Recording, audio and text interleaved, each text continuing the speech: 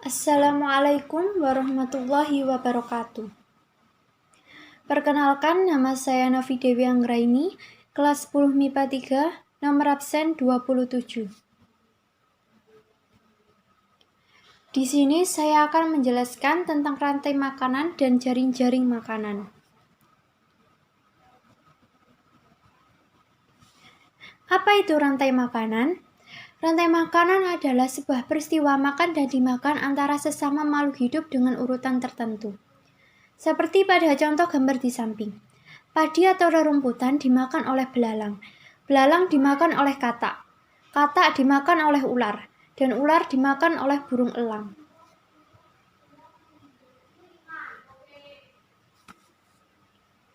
Dalam suatu rantai makanan, terdapat makhluk hidup yang mempunyai peran sebagai produsen. Produsen biasanya oleh tumbuhan. Konsumen tingkat pertama, konsumen tingkat kedua, konsumen tingkat ketiga, dan konsumen tingkat keempat.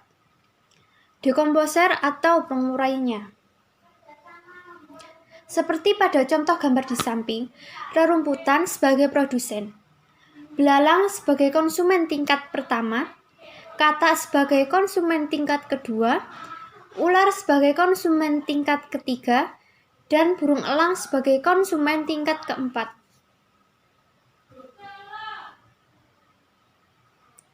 Jaring-jaring makanan. Jaring-jaring makanan adalah gabungan dari rantai makanan yang saling berhubungan dalam suatu ekosistem. Seperti pada contoh gambar di samping. Ada produsen pada jaring-jaring makan di atas, yaitu tumbuhan rerumputan. Ada konsumen tingkat ke-1, biasanya ini adalah hewan-hewan herbivora atau pemakan tumbuhan. Ada konsumen tingkat kedua, ini memungkinkan ada di karnivora atau omnivora. Dan juga ada konsumen tingkat ketiga. Apa yang terjadi jika rantai makanan terganggu? Contohnya di ekosistem sawah. Seperti ini urutannya. Kemudian, ada anak remaja laki-laki melihat banyak tikus di sawah. Adi, anak dari sang pemilik sawah, sangat tidak suka.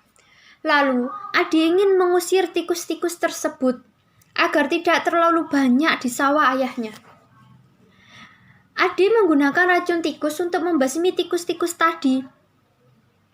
Dan tikus memang berkurang sangat banyak.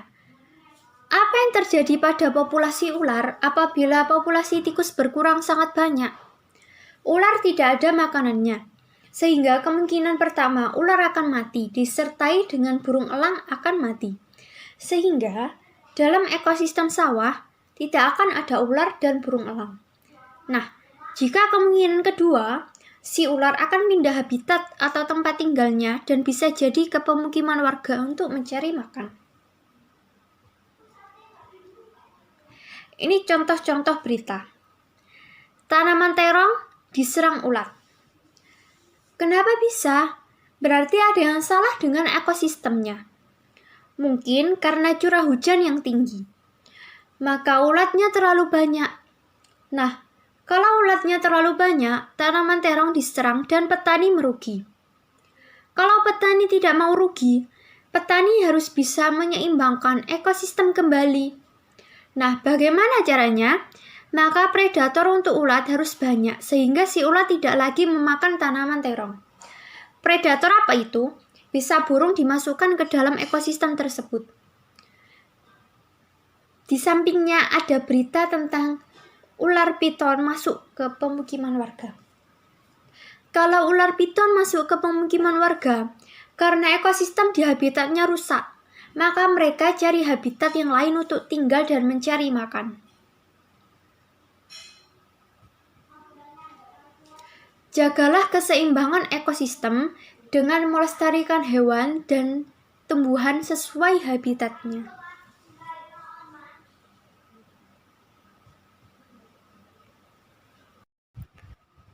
Nah, sekarang saya akan menjelaskan tentang siklus biogeokimia. Apa itu siklus biogeokimia? Siklus biogeokimia adalah siklus unsur-unsur atau senyawa kimia yang mengalir dari komponen abiotik ke komponen biotik dan kembali lagi ke komponen abiotik. Siklus unsur-unsur tersebut tidak hanya melalui organisme tetapi juga melibatkan reaksi-reaksi kimia dalam lingkungan abiotik, sehingga disebut sebagai siklus biogeokimia. Fungsi dari siklus biogeokimia berfungsi sebagai siklus materi yang mengembalikan semua unsur-unsur kimia yang sudah terpakai oleh semua yang ada di bumi, baik komponen biotik maupun komponen abiotik, sehingga kelangsungan hidup pun terjaga. Apa saja yang termasuk siklus biogeokimia? Siklus air atau hidrologi, siklus sulfur, siklus karbon dan oksigen, siklus nitrogen, dan siklus fosfor. Nah, saya akan coba menjelaskan tentang siklus air atau hidrologi, siklus nitrogen, dan siklus fosfor. Siklus air. Siklus air atau hidrologi adalah sirkulasi air yang tidak pernah berhenti dari atmosfer ke bumi dan kembali lagi ke atmosfer melalui proses respirasi, kondensasi, presipitasi, evaporasi, dan transpirasi. Air merupakan sumber utama kehidupan manusia. Apabila air di muka bumi ini habis, maka makhluk hidup ini akan punah.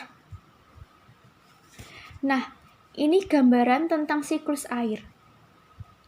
Energi panas matahari memanasi permukaan bumi dan terjadinya penguapan permukaan air laut yang disebut evaporasi.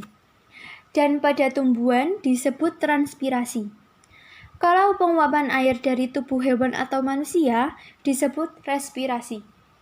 Uap air yang berada di udara mengalami kondensasi atau pengembunan yang menjadi titik-titik air atau menjadi awan.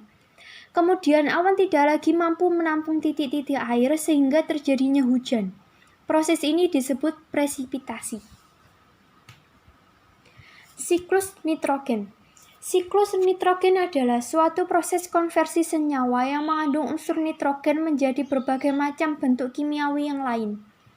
Transformasi ini dapat terjadi secara biologis maupun non-biologis. Siklus nitrogen secara khusus sangat dibutuhkan dalam ekologi karena ketersediaan nitrogen dapat mempengaruhi tingkat proses ekosistem. Aktivitas manusia seperti pembakaran bahan bakar fosil, penggunaan pupuk nitrogen buatan, dan pelepasan nitrogen dalam air limbah telah secara dramatis mengubah siklus nitrogen global. Nah, ini gambaran siklus nitrogen. Siklus ini berawal dari jatuhnya nitrogen bersama air ke dalam tanah. Ketika di tanah, nitrogen tidak dapat langsung diambil oleh tumbuhan. Namun, ada beberapa tumbuhan yang langsung dapat menyerapnya, yaitu tumbuhan yang berbintil akar.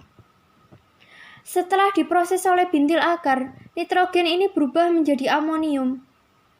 Proses ini disebut fiksasi nitrogen. Nah, setelah difiksasi nitrogen yang telah berubah menjadi amonium ini diubah lagi oleh bakteri Nitrosomonas menjadi nitrat. Nah, proses ini disebut nitrifikasi, di mana nitrat ini unsur yang dapat digunakan oleh semua tumbuhan. Nah, tumbuhan dapat menggunakan untuk fotosintesis, sehingga nitrat ini langsung digunakan. Nah, ini disebut asimilasi.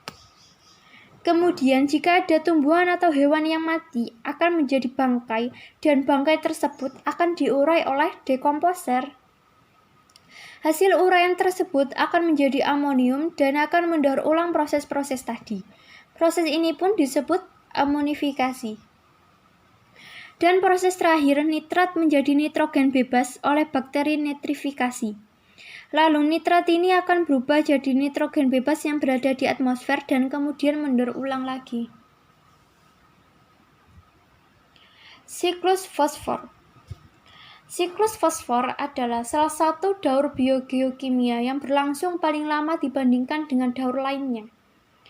Daur fosfor terdapat dalam dua bentuk, yaitu senyawa fosfat organik pada tumbuhan dan hewan dan senyawa fosfat anorganik pada air dan tanah. Nah, ini gambaran tentang siklus fosfor.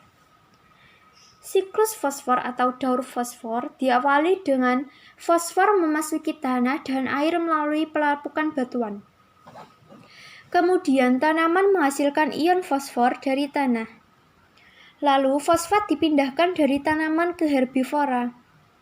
Kemudian herbivora dimakan oleh karnivora. Fosfat yang diserap oleh hewan dikembalikan ke tanah melalui ekskresi dan dari dekomposisi tumbuhan dan bahan mati oleh mikroba. Kemudian bahan tanaman mati dan produk-produk limbah lainnya membusuk melalui peran bakteri. Kemudian fosfat dilepaskan oleh lingkungan. Lalu, fosfat dalam tanah akan tercuci atau terkikis ke dalam air. Kemudian air tersebut digunakan oleh ganggang dan tanaman sebagai nutrisi. Sekian presentasi dari saya. Terima kasih. Wassalamualaikum warahmatullahi wabarakatuh.